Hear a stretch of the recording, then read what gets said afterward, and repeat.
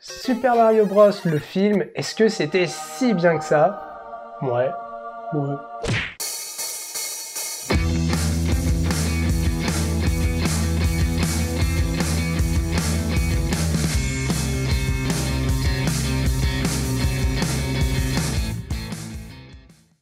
Salut à tous et bienvenue sur Symbole Vidéo. Je suis accompagné pour une fois par l'incroyable Nico Peinture. Oui, bonjour. C'est un plaisir de t'avoir, surtout pour un si bon film. C'est faux. C'est faux. C'est faux. Cette information est fausse. Il est tendance au niveau du box-office. Enfin, ça fait vraiment... Ouais, c'est tendance. Il y a de grosses entrées. Ça bat des records, même. Oui, c'est ça. Pour un film d'animation, c'est un délire total. Et pourtant, je me suis emmerdé. Où est-ce que je suis tombé? Bah ouais, finalement, sans grande surprise, c'est de la pub. C'est ce qu'on s'est dit juste avant de rentrer en salle. Ouais, c'est de la pub. Après, j'en attendais pas grand-chose, mais je suis quand même déçu. Alors, oui, il y a des refs. Les refs, c'est un délire. Alors ça, dès le début, dès les premiers instants, il y a des refs. Si on a les yeux un peu partout sur l'écran, ouais, il y a des refs partout. C'est un délire. Mais... C'est un délire, et même au niveau des sons, ouais... tous les bruitages, tout est là en fait. Ouais, c'est un délire. Mais justement, moi j'ai un peu l'impression que ça fait overdose, finalement. Ouais, le fait d'en avoir beaucoup trop comme ça, au bout d'un moment, ça devient vraiment gênant, et bah en fait, on n'est même plus surpris. On se dit, bon bah là, il y a lui qui arrive, bon bah on va s'attendre à ce moment-là, à ce bruit, à cette discussion, et ouais, il y a des moments où c'était un peu cringe, quoi. Enfin... Cringe, je dirais pas ça, finalement, non, c'était... Je t'ai donné l'exemple tout à l'heure et je pense qu'il est assez représentatif, c'est que c'est un film que je mettrais bien le dimanche après-midi quand il y a tout le monde, que c'est on est un peu après le repas, qu'on est encore en train de discuter. Tu vas mettre le film, ça va très bien se passer et ça va être super cool. Mais juste d'aller voir ce film au cinéma, quand t'es un ultra fan, je pense que ça marche nickel et que t'en as plein les yeux. Oui. Mais alors, pour des gens lambda, bah... Ouais, en fait, il y a deux publics. Enfin, on va dire trois. On va dire... Le premier, c'est les enfants. Enfants. Voilà. Ils voient un dessin animé, c'est super cool. Ils comprennent rien, mais c'est pas grave. Ils comprennent que Mario, c'est le gentil. Luigi, c'est celui qu'il faut sauver. Pour une fois, c'est pas la princesse Peach, qui est largement badass d'ailleurs. Et le deuxième public, c'est les fans hardcore. Où ouais, ben, ils vont comprendre toutes les refs, ils vont comprendre tous les bruitages, ils vont tout comprendre et vont avoir les yeux partout et se dire ouais mais c'était génial en fait. Et puis ben, il y a le troisième public qui dit ouais, ok, c'est... Sans plus. Ouais, c'est ça. Finalement, heureusement, ça dure qu'1h30 parce que 3 heures de ça aurait été dur. Et puis pour le prix de la place, j'ai envie de dire, il passe sur TF1, c'est sympa. Royaume champignon, nous voilà! Oui. Mais bon, voilà. Moi, je sentais de toute façon que j'étais pas non plus le grand public. J'aime bien Nintendo, je le connais depuis longtemps. Je joue aux jeux de Nintendo depuis vraiment un bail. Mais je suis pas un fan hardcore. Vraiment, j'ai pas toutes les références. Et ce qui est déjà cool, c'est que j'en ai eu. Oui, voilà. J'ai eu des références même en tant que fan lambda. Il y a quand même beaucoup de références. Je sais pas si t'as vu à un moment, il y a le roi Kong qui est là.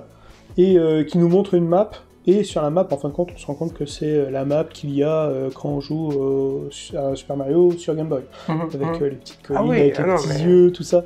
On voit plein de petites choses comme ça, c'est très intéressant. Au tout début du film, on voit le premier jeu, alors je sais plus si c'est Mario ou Donkey Kong, ou c'est finalement Donkey Kong le méchant qui balance les tonneaux. On le voit qui est en train de se faire, et on le voit un tout petit peu plus tard dans le film. Ça fait un tout petit peu plus répétition, les poutres rouges, tout ça. On reconnaît vite l'esthétique. Après, il y a ça reste agréable parce que même en tant que, j'ai pas envie de dire gros fan, mais tu sais, fan lambda, je sais pas comment le dire, il y a des moments dans le film où tu passes sur de la 2D un peu, où tu sens que c'est un peu le slalom et que tu retrouves cet univers du jeu vidéo de tous les jeux vidéo finalement, parce qu'il y en a eu pas mal. Il y a eu deux moments notables comme ça sur la 2D, c'est l'entraînement de Mario, je sais pas si on peut spoiler un peu, pas trop, on va pas aller trop loin. Il y a l'entraînement de Mario et le retour de Mario, qui ces deux-là sont vraiment en 2D scroll, et il y a un petit fond, il y a toujours quelque chose qui se passe en fond. Et ouais, là, ça fait vraiment penser aux jeux de plateforme comme on avait l'habitude de jouer, même sur les récents, on va dire, même si l'exemple que je vais donner est un petit peu vieux, le Super Mario sur Wii, le New Super Mario Bros sur Wii, où effectivement c'était de la 2D, mais avec beaucoup de 3D quand même, de la 3D esthétique. Ouais. Et ouais, c'était intéressant. Après, tout le reste est quand même en 3D. C'est quand même très joli. Ah, Il par est contre, ça, quand même très beau. la direction artistique, elle est magnifique. Y a rien à dire. Mais en même temps, c'est un jeu. Oui, c'est un jeu, mais en même temps, ça fait un peu... C'est beau, mais ça fait vraiment un peu lisse. Oui, bah, c'est un jeu. C'est ça le truc. C'est que ça a été travaillé pour que ça ressemble à un jeu. Et généralement, les jeux Mario, sauf si je dis vraiment des bêtises, les jeux Mario finis. Enfin, ils sont finis. C'est ça que je veux dire. Quand ça sort, c'est fini. Oui, il n'y a pas des patchs derrière. Ouais. C'est fini. Enfin, tu vois ouais. Ça dépend. Ça dépend. Mais il y a les New Super Mario, les trucs comme ça, quand ils sortent, généralement c'est fini et c'est lisse, c'est bien pensé. Et finalement, l'imagination fait le reste. Et d'ailleurs, il y a eu des références au jeu Super Mario Maker qui sont aussi là en disant que finalement, l'imagination ne vient que pour nous aussi, finalement. Tout ce qu'on peut, par exemple, penser du 2 après, qu'est-ce qu'il peut y avoir sur le 2 s'il y en a un? On n'espère pas, pitié. Et, personnellement, s'il y avait un deuxième film Super Mario Bros. Comme ça, j'irais pas le voir, j'attendrais qu'il sorte et que je puisse le retrouver, je sais pas, sur une plateforme et que je puisse le regarder un dimanche après-midi, justement. Oui, voilà. Parce que, ouais, c'était sympa, mais je ferais bien autre chose en même temps que le regarder. Après, c'est parce que je suis pas le public cible. Carrément. Et j'ai une interrogation là-dessus, c'est finalement même, est-ce que les enfants qui connaissent pas trop, normalement si, quand t'es un enfant, Nintendo, c'est commun. Mais est-ce que ça attire vers les jeux vidéo? Enfin, le film attire vers les jeux vidéo, je suis pas si sûr que ça, si tu connais pas l'univers. Ouais, je sais pas. Le fait que c'est destiné quand même aux enfants, c'est quand même une pub, c'est fait pour faire venir les enfants sur les jeux. Mais est-ce que Nintendo a vraiment besoin de ça? Je sais même pas si c'est une envie de faire venir les enfants dans les jeux, c'est plus une vitrine finalement. Oui, une vitrine. Oui. Il fallait le faire plus qu'une pub, j'ai même envie de dire, c'est que il fallait le faire à un moment donné, il fallait sortir un film et il est finalement très bon, il n'y a rien qui pêche. Il y a aussi quelque chose, c'est que au fur et à mesure que la Switch avance, il y a le Mario Kart. Il n'y en a eu qu'un seul. Et ce Mario Kart-là est extrêmement riche, mais il y a des add-ons. Oui. Ces add-ons arrivent au fur et à mesure, et la partie carte, même si dans le film elle est quand même courte, 10 minutes à peu près, entre 5 et 10 minutes. Ah, pour moi, je trouve que c'était pas mal au niveau Mario Kart. Je veux dire, entre 5 et 10 minutes.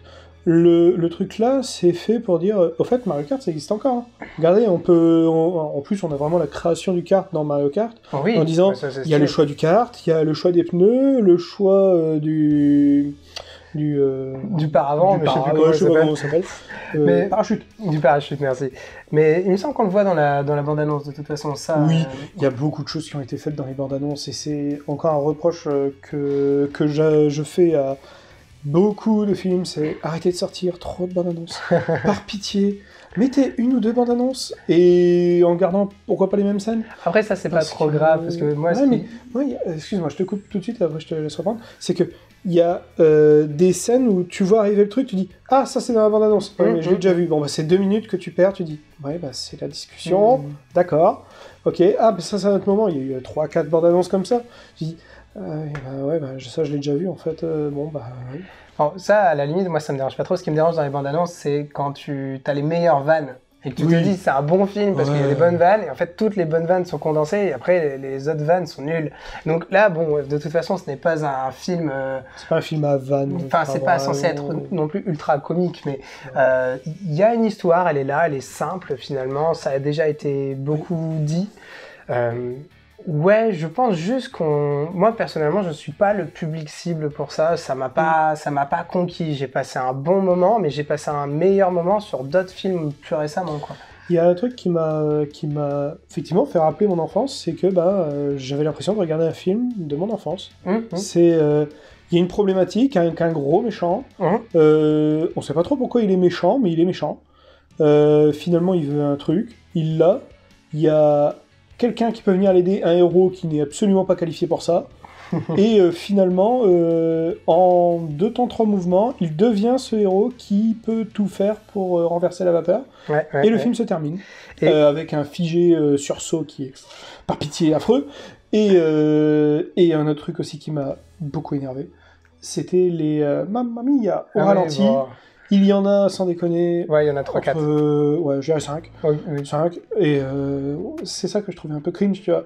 En 2023, faire ce genre de truc, ouah, Ouais. c'est- Par contre, tu relèves un truc qui est important, je pense, c'est face à sur de l'animation, t'as quand même Disney à côté avec Pixar, etc. Ouais. Où tu vas avoir plus une quête, forcément, toujours dans des films, mais tu vas aussi avoir une évolution de personnage, tu vas avoir un personnage qui grandit, mais il va lui arriver toujours des choses terribles, et à la fin, bon, généralement, ça se passe bien, tout est résolu. Là, on a juste la sensation de, bon, bah, le personnage, là, on est obligé un petit peu de rentrer en partie spoil Oui, effectivement, on va être rapidement obligé. pour donner cet exemple-là, donc spoil. Le personnage, la seule chose qui l'a changé, c'est pas qu'il est plus courageux, parce qu'il était déjà courageux au tout début, c'est juste que maintenant, son papa, il est fier de lui. Voilà, c'est tout. Oui, C'est toute l'évolution du personnage. Hein. C'est la seule chose, et il y a quelque chose aussi. Et il a sa copine. Ouais, pas officiellement, il l'a pas eu son bisou, quoi. Oui, voilà, c'est ça. Mais ça reste lisse, ça reste plat, contrairement à Disney, à un Pixar, etc., où tu vas avoir une double lecture enfant, une lecture adulte, où tu vas avoir des fois des blagues, mais des fois aussi des propos qui sont très, très adultes, très, très importants, même pour un développement pour nous, en tant que personne, parce que ça va nous marquer. Là, bah, c'est lisse. Ouais, c'est lisse et... C'est lisse, et je vais faire par exemple comparaison avec un film Disney que j'ai beaucoup aimé, c'est Coco. Ouais. Coco est un film quand même assez spécial pour Disney, c'est un film qui aborde la mort. Non, je te fais une vanne, c'est pas ça. Non, c'est un film qui aborde la mort, et bah ouais, effectivement, c'est triste de perdre quelqu'un, c'est difficile, mais en fait, on continue de le faire vivre en le faisant, en se souvenant de lui, en chantant ses chansons, en ayant des photos de lui, en fêtant ce jour des morts au Mexique. Et effectivement, ce film, bah, il y a de la musique, tout ça, ça parle aux enfants. Les morts dans le monde des morts est assez rigolo, enfin c'est assez rigolo, il y a toujours des vannes. Et bah, derrière, le propos est quand même très sérieux. Et voilà, quoi, ça permet de grandir. Et effectivement, ce film Mario, bah, à la fin, on se dit, ouais, en fait, compte, c'était quoi la leçon pour l'enfant et l'adulte? Bah, finalement, en conclusion, moi, ce que j'ai envie de dire sur ce film, c'est que on a... Le film bénéficie de l'aura Nintendo, bénéficie de l'attente des fans de voir enfin un film Mario, ou même un film qui soit dans une des licences. Un bon film Mario. Ouais, voilà, c'est ça. Et c'est tout. Finalement, C'est tout, ouais. ça reste un film plat, et c'est triste à dire, parce que pour un ultra fan, l'ultra fan, il est heureux. Il a tout ce qu'il veut, il a sa nostalgie, il a ses petits bonbons qu'il va pouvoir manger tout au long du film. Donc ça, c'est plaisant. Ça parle quand même aux non-fans, parce qu'il y a quand même des références qui nous parlent. Mais ça reste un film qui est plat, qui est joli, qui est sympatoche. Mais j'irai pas le voir une deuxième fois au cinéma, là, parce que ça m'a marqué. C'est impossible. Absolument pas. Non. Ça donne pas du tout envie de le revoir une deuxième fois au cinéma. Peut-être dans 10 ans. Ouais, oui, parce que c'est le genre de film qu'on se dit, ouais, c'est pas terrible, mais en fait, on va s'en souvenir. Oui. On va s'en souvenir parce que le film est court. Le film va à toute vitesse, quand même. Ouais. La quête est extrêmement rapide. Et ça s'arrête jamais. On se souvient de tout. Oui, voilà, il n'y a pas de temps mort. Il y a un tout petit temps mort, genre Mario qui parle avec Peach sur les 3 briques, dans le vide. Ils sont en train de parler, il y a une vanne qui est vite. Bon. Pourquoi pas? Mais c'est le seul temps mort qu'il y a. Et encore une fois, les trois petites références. Vous attendez pas à voir des Yoshi, vous enverrez un petit troupeau pendant 2 secondes. 2 secondes, c'est tout.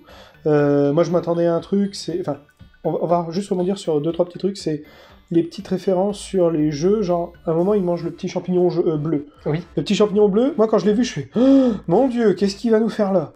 Parce que je sais ce qui se passe. Il va devenir tout petit. Face à Donkey Kong, il a absolument aucun. Je dis ça parce qu'on a parti spoil. Il a absolument aucune chance. Mais je m'attendais finalement, quand il est tout là-haut, à prendre son champignon. Je me suis dit, punaise, il va prendre l'énorme champignon qui va le faire devenir extrêmement grand. Ça va être badass de ouf.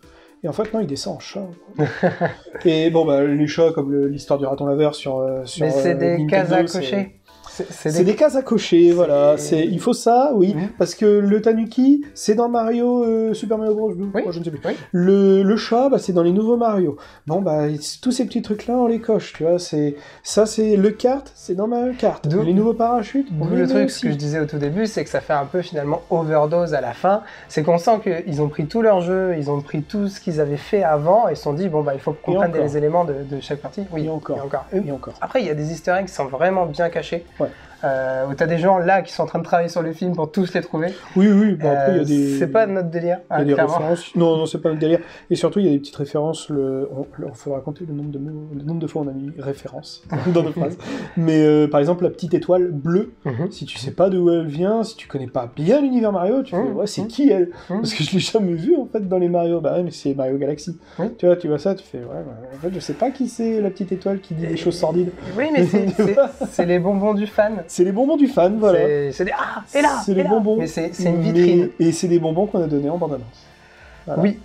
Mais moi, j'aurais tout dit. Ouais, moi aussi, je pense. Voilà, je pense qu'on peut s'arrêter là. On est déjà sur une vidéo bien complète. Ouais. On est finalement un peu déçus quand même. Ouais, déçus. Tout à l'heure, je disais bon film. Parce que ça se laisse regarder quand même. Oui. C'est pas un film cringe comme on peut voir, par exemple, dans les années 80-70, je sais plus, où on voyait Mario et Luigi en live action. C'est assez cringe quand même. Et il y a une petite référence, je vais essayer de la trouver. C'est pas dur, très franchement, c'est pas dur. Et c'est plutôt ce que j'appelle un bon film, c'est plutôt ce genre de film-là où tu te dis, bon, ça se laisse regarder. Voilà, c'est pas un navet. Moi, je te le dis, c'est le dimanche après-midi, tu regardes ça, il y a toute la famille, t'es tranquille. Tu le mets pas très fort en arrière-plan, et puis ça suffit, c'est très bien. Voilà. En tout cas, on vous dit à la prochaine. Merci beaucoup d'avoir chroniqué avec moi pour cette vidéo. Merci de l'invitation. Mais c'était très cool, en tout cas. Allez, bye bye. Salut. T'es trop cool.